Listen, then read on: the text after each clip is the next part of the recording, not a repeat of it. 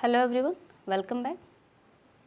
हम बिहार जीविका पद के लिए, जैसे आप लोगों को पता है कि हम लोग टेस्ट सीरीज़ देख रहे थे, टेस्ट प्रैक्टिस सेट देख रहे थे और आज का हमारा ये छठा प्रैक्टिस सेट है, छठा या सातवां प्रैक्टिस सेट है। ठीक है, आप देख लीजिए कौन सा है, छठा या सातवां है। ठीक है, और हम एरिया कोऑर्डिनेटर पद के लिए ये प्रैक्टिस सेट कर रहे थे सब्जेक्ट नॉलेज का, जो 20 नंबर का प्रश्न है इससे बनेगा। ठीक है, सब्जेक्ट नॉलेज का, और उससे 20 नंबर का प्रश्न बनेगा। ठीक है, और मैंने इसका सिलेबस आज लगाया हुआ है। इसके साथ ही साथ आप लोगों के लिए एक इन्फो भी है कि ये जो सिलेबस है आप देख लीजिए पहले। एरिया कोऑर्डिनेटर पद के लिए है, सिर्फ एरिया कोऑर्डिनेटर के लिए है ये। ठीक है, और ये इसका पूरा सिलेबस है, ज़्यादा नहीं है, थोड़ा सा सिलेबस है, 5 खंड में है।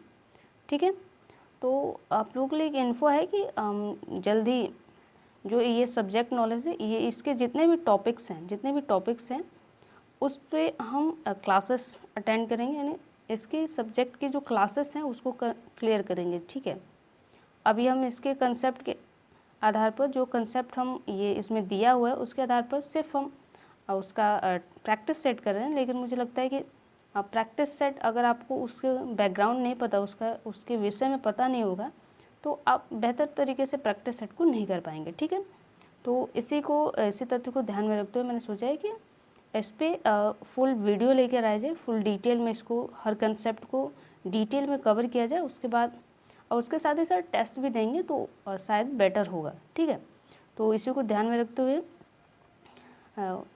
शायद मंडे से स्टार्ट हो जाए, मंडे या ट्यूसडे से स्टार्ट कर सकते हैं इसकी क्लासेस। ठीक है, तो ये इन्फो था आपके लिए कि मंडे या ट्यूसडे से हमारी क्लासेस स्टार्ट हो जाएंगी आकर्षिका एकेडमी पे। ठीक है, और टाइम आपको बता दिया जाएगा कि कब से क्लासेस ली जाएंगी इसकी।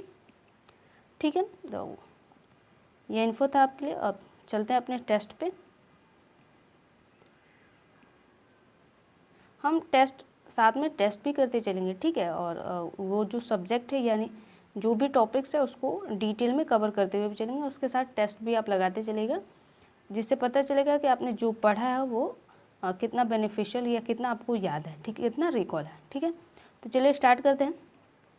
आज का हमारा पहला प्रश्न है कि राष्ट्रीय सामाजिक सहायता कार्यक्रम यानी NSAP किस वर्ष शुरू किया गया था। ठीक है, तो वर्ष 1991 में पहला ऑप्शन है, दूसरा वर्ष 1995 में, तीसरा है वर्ष 2005 में और चौथा है वर्ष 2007 में। तो आपको लोगों को पता है कि हमने पिछले में देखा था 15 अगस्त को ये स्टार्ट हुआ था। 15 अगस्त 1995 को जो राष्ट्रीय सामाजिक सहायता कार्यक्रम है इसकी शुरुआत की गई थी। मैंने डेट भी बता दिया, 15 अगस्त। इससे पहले वाले सेट में या उसके एक दो पहले सेट में मैंने इस प्रश्न को हम लोगों ने किया भी है। ठीक है, अगले प्रश्न पे चलते हैं। NSAP का प्रशासन किस मंत्रालय द्वारा किया जाता है। सामाजिक न्याय और आधिकारिता मंत्रालय, दूसरा है वित्त मंत्रालय, तीसरा है ग्रामीण विकास मंत्रालय और चौथा है स्वास्थ्य एवं परिवार कल्याण मंत्रालय द्वारा। तो जो NSAP का प्रशासन है वो ग्रामीण विकास मंत्रालय के तहत किया जाता है। ऑप्शन नंबर सी इसका राइट जवाब होगा। अगले प्रश्न पे चलते हैं।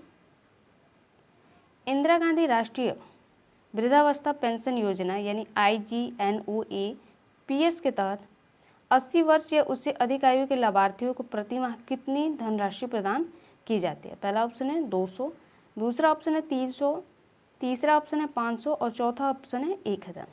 तो जो इंदिरा गांधी राष्ट्रीय वृद्धावस्था पेंशन योजना है इसके तहत जो 80 वर्ष के या उससे अधिक के जो आयु वर्ग के जो लाभार्थी हैं उनको प्रतिमाह 500 रुपये की धनराशि प्रदान कर देते हैं।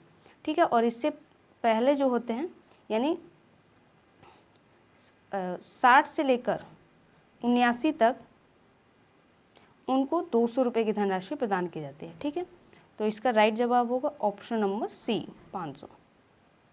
अगले प्रश्न पर चलते हैं। प्रश्न है कि किस योजना के तहत गरीबी रेखा से नीचे के परिवारों के मुख्य कमाऊ सदस्य की मृत्यु पर एक मुश्त वित्तीय राशि प्रदान की जाती है। ठीक है, पहला ऑप्शन है अन्नपूर्णा योजना, दूसरा है इंदिरा गांधी राष्ट्रीय वृद्धावस्था पेंशन योजना, तीसरा है राष्ट्रीय परिवार लाभ योजना और चौथा है राष्ट्रीय इंदिरा गांधी राष्ट्रीय विधवा पेंशन योजना।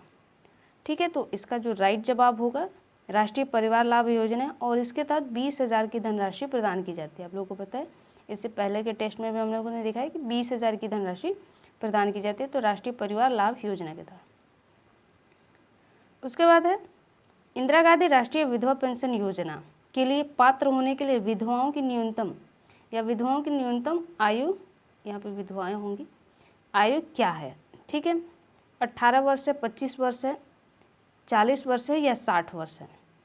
ठीक है, तो जो इंदिरा गांधी राष्ट्रीय विधवा पेंशन योजना है, इसके तहत 40 वर्ष की आयु, न्यूनतम आयु का निर्धारण इसमें किया गया। तो इसका राइट जवाब होगा option number C.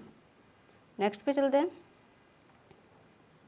Indira Gandhi राष्ट्रीय विकलांगता पेंशन योजना यानी IGDNPS के तहत पेंशन के लिए पात्र होने के लिए विकलांगता का प्रतिशत कितना होना चाहिए? पहला है 40% या उससे अधिक, 60% या उससे अधिक, 80% या उससे अधिक, या 100%।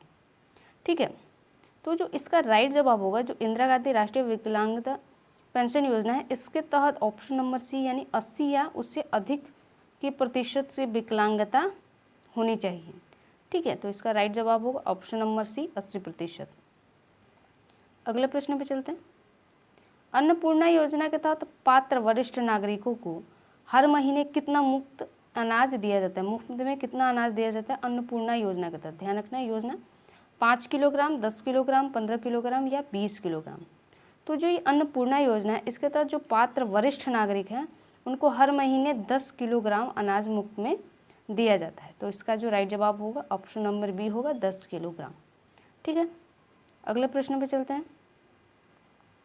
और आज का हमारा ये लास्ट प्रश्न है। NSAP की योजनाओं का लाभ उठाने के लिए व्यक्ति को किस श्रेणी से संबंधित होनी चाहिए, यानी किस श्रेणी वर्ग से वो व्यक्ति होना चाहिए? पहला सामान्य वर्ग से, दूसरा है मध्यम वर्ग से, तीसरा है गरीबी रेखा से नीचे के परिवार यानी BPL परिवार से, या उच्च आय वर्ग से। तो जो NSP के तहत योजनाओं का लाभ उठाने के लिए व्यक्ति को जो है गरीबी रेखा से नीचे यानी जो BPL परिवार से संबंधित होना चाहिए, यानी BPL वर्ग से सम्मिलित होना चाहिए, यानी BPL वर्ग का व्यक्ति जो है NSP के योजना के तहत लाभ उठाने का पात्र होगा। ठीक है, तो मिलते हैं नेक्स्ट वीडियो में गाइस, तब तक के लिए धन्यवाद।